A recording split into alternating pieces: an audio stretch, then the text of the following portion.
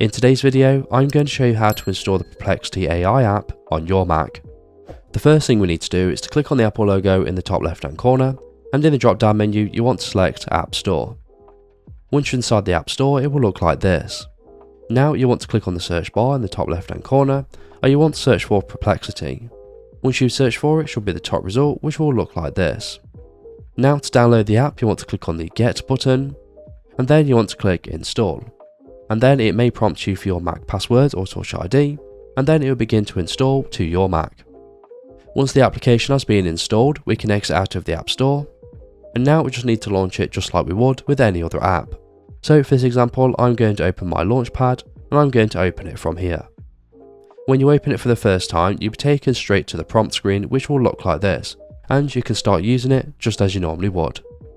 If you want to view your chat history, you want to click on the menu icon in the top left hand corner, and here you'll see a list of all of your chat history. Now if you want to sign into your Perplexity account, you want to click on the sign in button, and then you want to go ahead and sign into your account just as you normally would. You can also access Perplexity by using the shortcut Shift, Command and P, and then you can go ahead and enter in your prompt. You can also click the Perplexity icon in your top system menu as well. And that's it. So if this video is helpful, please leave a like, and if you have any questions or comments, you can leave them below.